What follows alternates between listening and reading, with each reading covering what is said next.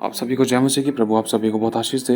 ये बहुत ज़्यादा ज़रूरी है हम सभी के लिए जानना, ताकि हम आमने सामने वाले व्यक्ति को वचनों के द्वारा इन बातों की शिक्षा दे सकें, इन बातों के भेद बता सकें। तो आज हमें इस बात के बारे में जानना है। आज दो प्रकार के लोग हैं जो मतलब पृथ्वी का जीवन जब समाप्त करते हैं तो उनकी आत्माएं कहाँ जाती हैं, ये बहुत बड़ा प्रश्न है। कोई कहता है स्वर्ग में, कोई कहता है नरक में, कोई कहता है पता नहीं, कोई कहता है सब नरक, स्वर्ग नरक तो होता ही नहीं है, कोई कहता है अरे सब स्वर्ग में ही जाएंगे। मतलब बहुत सारी चीज़ें हैं, है ना। हम किसी की बातों पर भरोसा नहीं कर सकते जब तक इन बातों की सच्चाई और इन बातों के जो वचन रूपी पक्के प्रमाण है और जो वचन रूपी अनुभव है, जब तक इन चीज़ों के बारे में कोई जान ना ले तब तक नहीं कह सकते। आप लोगों ने बहुत सारी ऐसी गवाहियाँ सुनी होगी जिसमें प्रभु ने अपने लोगों को प्रार्थना करते करते आत्मा में उनकी आत्मा को उठाकर किसी को नरक दिखा दिया, किसी को स्वर्ग दिखा दिया। ये तो सच है, ध्यान रखना। ऐसी बहुत सारी गवाहियाँ हमने सुनी हैं जिसमें कोई प्रभु की बेटी प्रार्थना कर रही है या प्रभु के लोग इकट्ठे एक मन एक आत्मा होकर प्रार्थना कर रहे हैं, तो तुरंत प्रभु ने उनकी आत्मा को कोई किसी को स्वर्ग दिखा रहा है, किसी को नरक दिखा रहा है, किसी को नरक में मतलब कभी कुछ दिखा रहा है, कभी कुछ दिखा रहा है, किसी को स्वर्ग में बहुत कुछ दिखा रहा है ना। तो ये एक हकीकत है, ये सच्चाई है, क्योंकि इस बात का पक्का प्रमाण हमें प्रभु का वचन देता है। और लिखा है धरती और आकाश टल जाएंगे, मेरा वचन कभी नहीं टलेगा। तो वचन अगर हम देखते हैं लूका 16वें अध्याय में, देखो हमें इस बात का ध्यान रखना है। वचन में लिखा है यूहन्ना 3:16 में, परमेश्वर ने जगत से ऐसा प्रेम रखा कि उसने अपने इकलौते पुत्र को दे दिया, ताकि जो कोई उस पर विश्वास करे वह नाश न हो परंतु अनंत जीवन पाए। 17वीं आयत में लिखा है, परमेश्वर ने अपने पुत्र को जगत में इसलिए नहीं भेजा कि जगत पर दंड की आज्ञा दे, परंतु इसलिए कि जगत उसके द्वारा उद्धार पाए। 18वीं आयत में लिखा है, जो उस पर विश्वास करता है उस पर दंड की आज्ञा नहीं है। ध्यान रखना, यही मेन चीज़ है, यही जड़ है। इस बात के द्वारा हम इस बात को गहराई से समझ सकते हैं। लिखा है जो उस पर विश्वास करता है उस पर दंड की आज्ञा नहीं है। दंड क्या है? आग का भयानक बाढ़ जोना, वो आग का ज्वलन दंड है, जिसमें वो अधलोक की आग, नरक की आग, जिसका कीड़ा कभी नहीं मरता, जिसकी आग कभी नहीं बुझती, वो दंड है। लिखा है परमेश्वर ने अपने पुत्र को जगत में इसलिए नहीं भेजा कि जगत पर दंड की आज्ञा दे, परंतु इसलिए कि जगत उसके ऊपर विश्वास करके उसके द्वारा उद्धार पाए। 18वीं आयत में लिखा है, जो उस पर विश्वास करता है उस पर दंड की आज्ञा नहीं होती, परंतु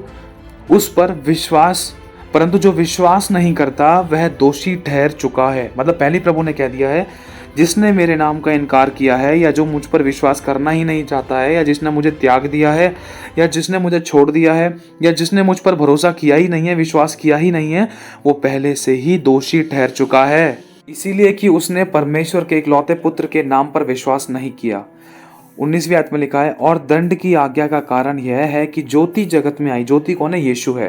कि यीशु जगत में आया और मनुष्यों ने अंधकार मतलब पाप के कामों को ज्योति से ज्यादा अधिक प्रिय जाना, क्योंकि मनुष्यों के काम बुरे थे। लिखा है क्योंकि जो कोई बुराई करता है वे ज्योति से बैर रखता है। ज्योति मतलब यीशु।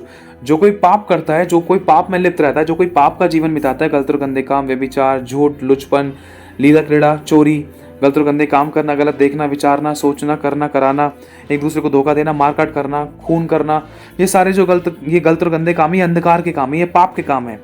लिखा है क्योंकि जो कोई बुराई करता है वह ज्योति से बैर रखता है। जो कोई पाप में डूबा हुआ है ना, वो इंसान यीशु से बैर रखेगा, क्योंकि यीशु तो इन सब कामों के लिए मना करता है। इसलिए आज इंसान यीशु पर विश्वास नहीं करना चाहता है। आज बहुत से लोग कहते हैं कि अरे यीशु पर विश्वास करने के बाद तो ये छोड़ना पड़ता है, वो छोड़ना पड़ता है, क्योंकि इंसान को अपने पाप में इतना आनंद और इतना मजा आता है कि वो पाप को छोड़ना ही नहीं चाहता, अपनी अभिलाषा को छोड़ना ही नहीं चाहता है। लिखा वह ज्योति से बैर रखता है और ज्योति के निकट नहीं आता, ऐसा ना हो कि उसके काम पर दोष लगाए जाए। क्योंकि जब समझने की कोशिश करना, जैसे कि कहा जाता है कि अंधों की नगरी में अगर एक आंख वाला आ जाए ना तो अंधों को दिक्कत होने लग जाती है। ये सच्चाई है कि ये किसी भाई ने कहा था कि अंधों की नगरी में एक आंख वाला आ जाए ना तो अंधों को दिक्कत होने लग जाती है, क्योंकि जो आंख वाला है सब बातों को प्रकट कर सकता है। तो इसी प्रकार से तो वो आंख वाला कौन है? वो यीशु है। और जो दूसरे हैं वो आप समझ सकते हो कि जो इंसान पवित्रता, सच्चाई, खराई का जीवन नहीं जीना चाहता, वरन पाप में, झूठ में, निंदा में, चुगली में, चोरी में, गाली गलौज में, गलत और गंदे कामों में जो लिप्त है, उसको अपने अंधेपन में ही खुश है और उसी चीज़ में वो लिप्त होना चाहता है। और वो यीशु पर इसलिए विश्वास नहीं करता क्योंकि उसके काम पर दोष लगाए जाते हैं। क्यों? क्योंकि उसके सामने पवित्र आईना प्रकट हो जाता है। आईना क्या है? यीशु है। ज्योति क्या है? यीशु है। आंख वाला कौन है? वो यीशु है। जब आंख वाला आईना, पवित्र ज्योति सामने आती है ना, तो अंधकार के काम प्रकट हो जाते हैं। गलत और गंदे कामों से पर्दा हट जाता है। तो इसीलिए आज इंसान यीशु पर विश्वास नहीं करना चाहता है। और भी बहुत सारे कारण हैं। तो प्रभु आज इसमें इस बात को लेकर हमें बताना चाहता है। अगर हम जाने लूका 16वां अध्याय, तो उसमें एक धनवान व्यक्ति के बारे में जिक्र कर रखा है। उसमें दो प्रकार के लोग थे। एक धनवान व्यक्ति था जो प्रभु पर भरोसा नहीं रखता था, एक वो व्यक्ति था लाजर जिसके घाव को कुत्ते चाटते थे, वो हर बात में प्रभु का धन्यवादी रहता था। अब इसमें दो लोग हैं, एक है विश्वासी, दूसरा है अविश्वासी। जैसे कि विश्वासी और अविश्वासी के लिए, दोनों के लिए अभी यूहन्ना 3 का 16, 17, 18, 19, 20 में बता दिया कि जिसने विश्वास किया अनंत जीवन उसका है, और जिसने उसका इनकार कर दिया, जिसने उस पर विश्वास नहीं करा, वो दोषी ठहर चुका है। और दंड की आज्ञा के लिए एक तरीके से क्लियर बता दिया है वचन को लेकर कि उन पर दंड की आज्ञा पहले से ही ठहर चुकी है, वो दोषी ठहर चुके हैं। कौन? जिसने विश्वास नहीं किया, जिसने इनकार कर दिया, जो यीशु पर विश्वास करना ही नहीं चाहता है। अब वो कौन है? एक तरीके से अब हम देखें, एक तरफ है विश्वासी, दूसरी तरफ है अविश्वासी। अब यही सेम चीज अगर हम लेकर आए लूका 16वां अध्याय के अनुसार, तो उसमें एक धनवान व्यक्ति है, वो है अविश्वासी। और जो लाजर है जिसके घाव को कुत्ते चाटते थे, जो एक बहुत गरीब भिखारी था, जो उस धनवान के घर के बाहर छोड़ दिया जाता था, उस धनवान के घर के बाहर, जो उस अमीर इंसान की, धनवान की जो झूठन होती थी, उस झूठी रोटी से वो गरीब, वो धन्यवाद करने वाला, वो विश्वासी बच्चा, वो विश्वासी लाजर धन्यवाद करके उस रोटी को खाता था। किसकी झूठन? उस धनवान की, जो विश्वास नहीं करता था। अब इसमें दो जने हैं, ध्यान से समझना। धनवान वो है जो विश्वास नहीं करता प्रभु पर, और एक जो लाजर है वो विश्वास करने वाला है, वो विश्वासी है, वो धन्यवादी है, वो जानता है कि एक परमेश्वर है जो इस संसार को चला रहा है और मुझे धन्यवाद ही रहना है ना।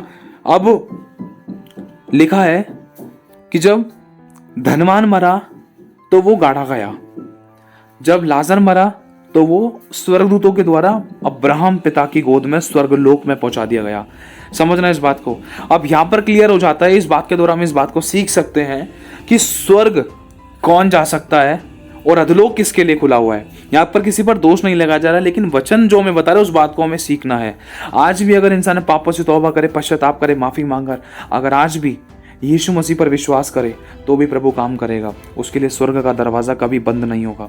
क्योंकि जब हम पढ़े, एक डाकू था जिसने पूरी जिंदगी 80, 40, 45, 50, 60, 70 साल तक चोरियां की, बुरे काम किए, पाप किए। जैसे ही उसको यीशु के बारे में पता चला, तुरंत उसने पश्चाताप कर लिया। कैसे? याद करो, जब यीशु मसीह के दाएं और बाएं दो डाकू थे। एक तो घमंड में था, जिसने प्रभु पर मतलब उंगली उठाई थी, या तू सच में अगर परमेश्वर का पुत्र तो उतर जा, उतर के दिखा और हमें भी उतार ले, मतलब ज़्यादा कुछ ऐसी ऐसी बातें बोलती थी। लेकिन दूसरा जो डाकू था, उसने कहा था, अरे तू यीशु को ऐसे क्यों बोल रहा है? अरे ये तो पवित्र है, ये तो सही होने के बाद भी इसको यहाँ पर क्रूस की मृत्यु दे रहे हैं, लेकिन हम तो गलत हैं, हम तो अपने किए हुए की सजा पा रहे हैं। अरे तू यीशु को ऐसे क्यों बोल रहा है? तो उस दूसरे वाले डाकू ने ये कहा कि अरे यीशु तो निर्दोष है, ये तो पवित्र है, इसको फिर भी यहाँ पर क्रूस पर लटकाया जा रहा है, इसका तो इसमें तो कोई दोष नहीं है, लेकिन हम तो दोषी हैं, हमने तो पाप किया है, और तू यीशु को ऐसे क्यों बोल रहा है? फिर तुरंत उस डाकू ने ये यीशु से ये वाली बात भी कह दी कि यीशु, हे प्रभु, यदि तेरा राज्य आए तो मुझे याद रखना, मुझे स्मरण करना, मेरी शुद्धि लेना।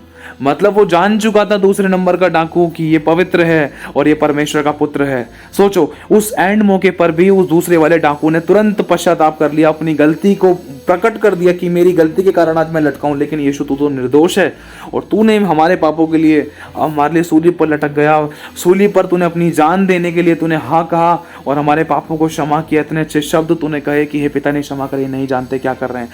तू सच में परमेश्वर का पुत्र है। हे प्रभु, तेरा राज्य आए, जब तू अपनी महिमा में आएगा तो तू मुझे याद रखना, मेरे को स्मरण रखना। तुरंत यीशु मसीह ने उसी वाले डाकू से कह दिया जिसने पश्चाताप किया था, उसी डाकू से कह दिया जिसने विश्वास किया था, उसी डाकू से तुरंत यीशु मसीह ने कह दिया कि देख, तू आज ही मेरे साथ स्वर्गलोक में होगा। स्वर्ग का दरवाजा किसके लिए खुला?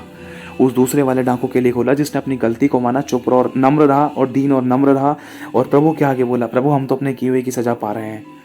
उसके लिए स्वर्ग का दरवाजा खुला। स्वर्ग का दरवाजा किसके लिए नहीं खुला? उस पहले वाले डाकू के लिए नहीं खुला जिसने कहा था, यीशु यदि तू सच में परमेश्वर का पुत्र है तो हमें भी उतार दे, खुद भी उतर जा। समझने की कोशिश करना, बहुत फर्क है। यीशु मसीह ने एक ही डाकू से कहा था कि तू आज ही मेरे साथ स्वर्ग लोक में होगा। मतलब स्वर्ग की कुंजी, स्वर्ग की चाबी हमारे पश्चाताप, हमारे विश्वास करने में है। हम अगर विश्वास करेंगे, पश्चाताप करेंगे, तभी हमारे लिए स्वर्ग का दरवाजा खुलेगा। स्वर्ग के दरवाजे में एंट्री करने के लिए विश्वास की चाबी, पश्चाताप की चाबी होना जरूरी है। ये जरूरी है मेरे भाइयों। तो प्रभु ने क्या कहा कि तू आज ही मेरे साथ स्वर्गलोक में होगा। तो पहले वाला डाकू स्वर्गलोक में एंटर नहीं कर सका, दूसरे वाले डाकू ने तुरंत पश्चाताप जिसने किया था, जिसने कहा प्रभु तो मुझे याद रखना, उसको तुरंत यीशु मसीह ने कह दिया थी तो आज ही मेरे साथ स्वर्गलोक में होगा। तो दूसरे वाले डाकू के लिए स्वर्ग खुला, पहले वाले डाकू के लिए नहीं खुला। तो प्रभु आज हमें यही बताना चाहता है, इसी प्रकार से जैसे उस डाकू ने एंड मौके पर पश्चाताप कर लिया था, अगर हम आज भी पश्चाताप कर ले तो प्रभु आज भी हमें क्षमा करने की सामर्थ्य रखता है और हमें एक नया बनाकर खड़ा करेगा। क्योंकि लिखा है यदि तू अपने अपराधों को मान ले और छोड़ भी दे तो तुझ पर दया की जाएगी। दया के लिए हमें मानना और छोड़ना है। नहीं छोड़ पा रहे तो पश्चाताप करके पवित्र आत्मा की मदद मांगनी, प्रभु हमारी मदद सहायता कर।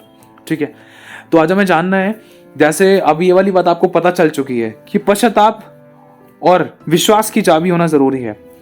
पश्चाताप और विश्वास करना, विश्वास की चाबी पश्चाताप का घुमाना, समझना, तब वो दरवाजा खुल पाएगा।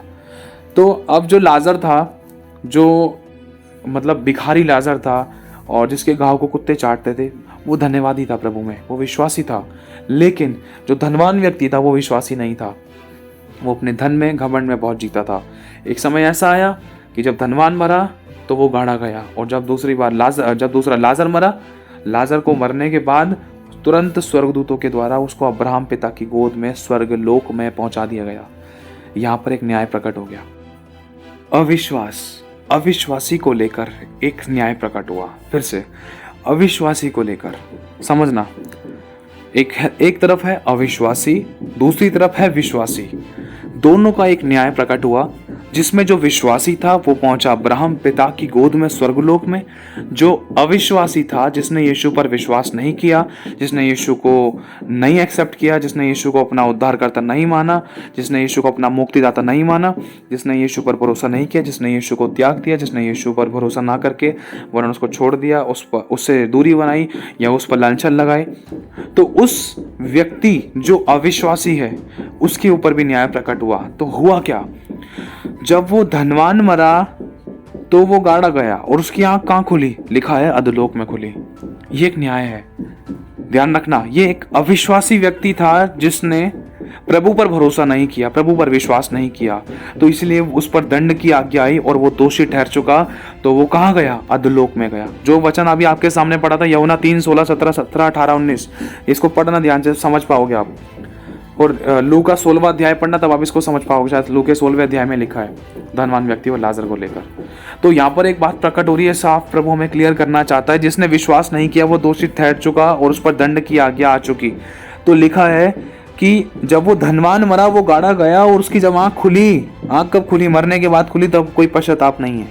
मरने के बाद कोई किसी का कुछ नहीं चल सकता, एक न्याय पक्का हो गया तो हो गया। लिखा है वरन जब प्रभु चाहे तो कुछ भी कर सकता है, लेकिन फिर भी जो एक न्याय था वो प्रकट हुआ, जिसमें उस धनवान व्यक्ति ने जब उस धनवान व्यक्ति की आंख खोली तो उसने अपने आप को अधोलोक में तड़पता हुआ पाया। ध्यान रखना, ये एक न्याय है। ये कौन था, अविश्वासी, कहां गया, अधोलोक। किसमें, दंड को लेकर। क्यों, क्योंकि उसने विश्वास नहीं किया, इसलिए वो दोषी ठहर चुका और इसलिए उसकी आंख अधोलोक में खुली और उसने अपने आप को अधोलोक में तड़पता हुआ पाया। आप पढ़ सकते हो। दूसरा, वो लाजर जिसके घाव को कुत्ते चाटते थे, जो विश्वासी था, जब उसकी आंख खुली तो उसने अपने आप को कहां पाया, अब्राहम पिता की गोद में। ये स्वर्गलोक है। यहां पर एक न्याय प्रकट होता है कि जब एक अविश्वासी व्यक्ति पृथ्वी का जीवन समाप्त करता है तो वो कहां जाता है, और जब एक विश्वासी व्यक्ति, प्रभु के अनुसार चलने वाला व्यक्ति, धन्यवादी विश्वास योग्य व्यक्ति, जब प्रभु के अनुसार चलकर आखिरी सांस अपनी प्रभु में ही खत्म करता है। ये नहीं कि आज मैंने प्रभु पर विश्वास कर लिया और कल मैंने प्रभु को छोड़ दिया, नहीं, इस बारे में नहीं हो रहा है। जो आखिरी सांस तक विश्वास योग्य रहेगा प्रभु में, उद्धार उसी का होगा। तो जो व्यक्ति विश्वास योग्य रहा, कौन था वो लाजर था, और वो अब्राहम पिता की गोद में स्वर्गलोक में पहुंचा दिया गया। अब एक विश्वासी कहां पहुंचा, स्वर्गलोक में। अविश्वासी कहां पहुंचा, अधोलोक में। अधोलोक क्या है, दंड और दोषी ठहरना, और स्वर्गलोक क्या है, विश्वास योग्य ठहरना, धन्यवादी ठहरना, महिमा का कारण ठहरना। अब यहां पर ये बातें प्रकट होती हैं, जो जब एक पृथ्वी का जीवन समाप्त करने वाला विश्वासी व्यक्ति जो आखिरी सांस तक विश्वास योग्य रहता है, तो उसको स्वर्ग जाने से कोई नहीं रोक सकता। ध्यान रखना। दूसरा, जब कोई अविश्वासी व्यक्ति पृथ्वी का जीवन समाप्त करता है तो वो स्वर्ग में नहीं जा सकता। क्योंकि वचन हमें बता रहा है जो विश्वास नहीं करता वो दोषी ठहर चुका, दंड की आज्ञा। तो इन बातों को लेकर हम समझ सकते हैं, लेकिन प्रभु नहीं चाहता कि कोई किसी पर दंड की आज्ञा आए, क्योंकि वचन अभी हमने पढ़ा कि प्रभु यीशु मसीह जगत में लोगों पर दंड की आज्ञा देने के लिए नहीं आया, वरन इसीलिए आया कि लोग यीशु पर विश्वास करके उद्धार पाए। क्योंकि अगर यीशु नहीं आता तो पूरी भीड़ नरक की तरफ जा रही थी, लेकिन बहुत सारे लोगों ने, अनकाउंटेबल लोगों ने यीशु पर विश्वास किया और उनके प्राण बचाए जा रहे हैं। उनकी आत्मा सेफ है जो विश्वास योग्य बने हुए हैं। ये नहीं कि विश्वास कर लिया, आजकल छोड़ दे, कल अपने फिर से पाप में लिप्त हो गए या दो नाव में पैर रख लिया। ऐसे लोगों के बारे में बात नहीं हो रही है। हमें सावधानी बरतने की जरूरत है। मसीह जीवन आसान नहीं है और मुश्किल भी नहीं है। प्रभु है, प्रभु का आत्मा हमारी मदद सहायता करता है। अगर हम वचन और आत्मा से परिपूर्ण हैं, अगर हम जो में कहा जाता है उन शिक्षा के अनुसार चलते हैं, तो हमारे लिए कुछ भी कठिन नहीं है। कठिनाई आती है, लेकिन प्रभु उन कठिनाइयों से हमें पार करता है। और प्रभु नहीं चाहता कि कोई नाश हो, क्योंकि लिखा है प्रभु ने जगत से ऐसा प्रेम रखा। अगर वो चाहता कि कोई नाश हो तो वो यीशु मसीह को भेजता ही नहीं।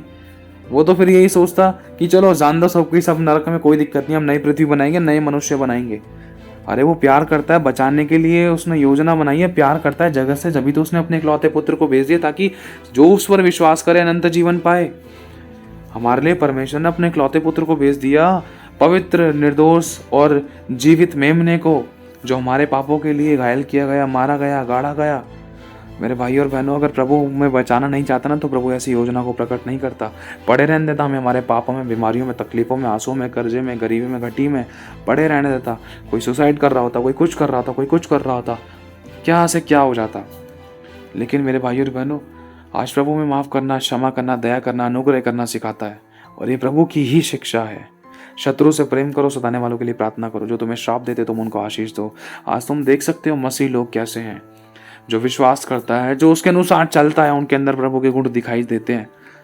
वो दूसरों की गालियां भी सह लेते हैं, दोष भी सह लेते हैं, बुराइयां भी सह लेते हैं, लुट भी जाते हैं, तब भी उंगली नहीं उठाते हैं, मारा भी जाता है तब भी कुछ नहीं कहते हैं, चुप रहकर दुख को सह लेते हैं। यही हमें मसीह सिखाता है।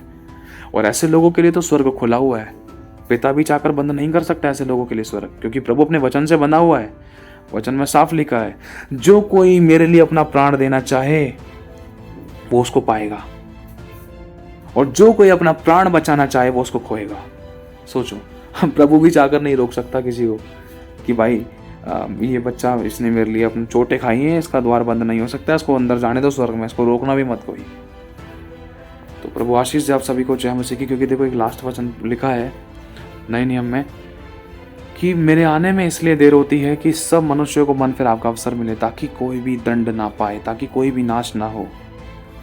लोगों को मन फिराव के अवसर मिल रहे हैं, घर को, परिवार वालों को, वचनों के द्वारा और सर्वेंट्स के द्वारा, प्रार्थनाओं के द्वारा। किसी के पास सुसमाचार पहुंच रहा है, और या किसी के पास प्रभु के लोग पहुंच रहे हैं, या कोई परिस्थिति ऐसी बनी लोगों की जिंदगी में कि उन चमत्कारों को देखकर तो विश्वास करें, ताकि उनकी आत्मा नाश होने से बच जाए। क्योंकि लिखा है, मनुष्य सारे जगत को भी प्राप्त कर ले, परंतु अपने प्राणों की हानि उठाए तो उससे क्या लाभ। सबसे बड़ा धन मनुष्य का प्राण है। और एक बात तो बहुत जरूरी है जानना हम सभी के लिए, कभी इस प्रकार के धोखे में मत रहना। किसी की फोटो के नीचे अगर स्वर्गीय लिख दिया, स्वर्गवासी, स्वर्ग अधिकारी, या स्वर्गीय स्वर्गीय स्वर्गीय फलाना फलाना, ऐसा करने से कोई स्वर्गीय नहीं हो जाता। लिखने पढ़ने से कोई स्वर्ग नहीं हो जाता। समझना इन बातों को। स्वर्ग जाना इतना आसान होता ना तो यीशु को अपनी जान नहीं देनी पड़ती। ये बहुत गहरी बात है। स्वर्ग जाना इतना आसान नहीं है। स्वर्ग के लिए सिर्फ एक यीशु है। लिखा है, जीवन, मार्ग और सत्य मैं ही हूँ, बिना मेरे द्वारा कोई स्वर्ग नहीं जा सकता। मुझ पर विश्वास करेगा तभी स्वर्ग जाएगा, क्योंकि मार्ग मैं हूँ स्वर्ग का। प्रभु ने साफ कह दिया है। और आज बहुत सारे लोग इन चीज़ के अंधविश्वास में है कि स्वर्गीय स्वर्गीय लिख देते। चाहे इंसान चक्कू छुरीबाज हो, चाहे व्यभिचारी हो, चाहे गलत गंदे काम करने वाला हो, चाहे चोर हो, चाहे किसी का खून करने वाला व्यक्ति हो, उसकी फोटो के नीचे चोर वो लिख दिया स्वर्गीय, तो स्वर्ग थोड़ी ना चला जाएगा। इस प्रकार की गलत फहमी में मत रहना। बहुत से लोग हवन कराते हैं, कोई किसी चीज़ का हवन, कोई उद्धार का हवन, कोई छुटकारे का हवन। इन चीज़ों से कोई फायदा नहीं होता। ये सब शैतान की चालें हैं। शैतान बहुत गंदे वाले अंधविश्वास में इंसान को फंसा कर रखता है, जिसमें इंसान को लूट लिया जाता है। और अंधविश्वास करने के कारण वो अपनी आत्मिकता को और बेकार कर लेता है, जिससे उसकी घर की परिस्थितियां भी बिगड़ने लग जाती हैं। किसको मिला होगा इन चीज़ों से छुटकारा? अगर मिला तो ना, तो आज इंसान दर दर की ठोकरें नहीं खा रहा होता। मैं अनुभवी हूँ इन बातों को, इसलिए बताना चाहता हूँ। और ध्यान रखना मेरे भाई और बहनों कि स्वर्ग ले जाने वाला सिर्फ और सिर्फ प्रभु यीशु है, क्योंकि यीशु ने साफ कह दिया, जीवन, मार्ग और सत्य मैं ही हूँ, बिना मेरे द्वारा कोई पिता के पास नहीं पहुँच सकता। मार्ग और सत्य मैं ही हूँ। और स्वर्ग जाने के लिए सिर्फ हमें यीशु पर विश्वास करना और उसके अनुसार चलना ज़रूरी है। उसमें आखिरी सांस तक विश्वासियों के बने रहना ज़रूरी है। बिल्कुल भी आसान नहीं है ये मत सोचना कि सच में फ़ोटो के नीचे स्वर्ग लिख दिया। कोई भी कैसा भी इंसान है, कितने भी गलत और गंदे कारनामे हवन कराने से कोई उद्धार पा लिया, ऐसा कुछ नहीं होता। ये सब अंधविश्वास है, ये सच्चाई है। ध्यान रखना इन बातों का। कभी इस प्रकार के अंधविश्वास में मत पड़ना। किसी पंडित से पूछ कर देखना कि कहाँ लिखा है उद्धार की बातें, कहाँ लिखा है कि उद्धार करने वाला व्यक्ति कौन है, कौन कर सकता है उद्धार, कौन कर सकता है पापों को क्षमा, कहाँ लिखा है ऐसा एक बार दिखाओ। कौन मर के जी उठा है जो दूसरों को भी जिंदा करता है। मृत्युंजय कौन है जिसने मृत्यु पर जय पाई है। मृत्युंजय का मतलब है मर के जी उठने वाला जिसने मृत्यु पर जय पाई है, जो आज भी जीवित है। और ये वो है यीशु। यीशु ने मुर्दों को जिंदा किया है और आज भी जीवित करने की सामर्थ्य रखता है। आज भी बहुत सारी गवाहियाँ बहुत से विश्वासियों की ज़िंदगी में हैं। डॉक्टरों ने हाथ खड़े कर दिए थे, डॉक्टर नहीं कर सकते थे।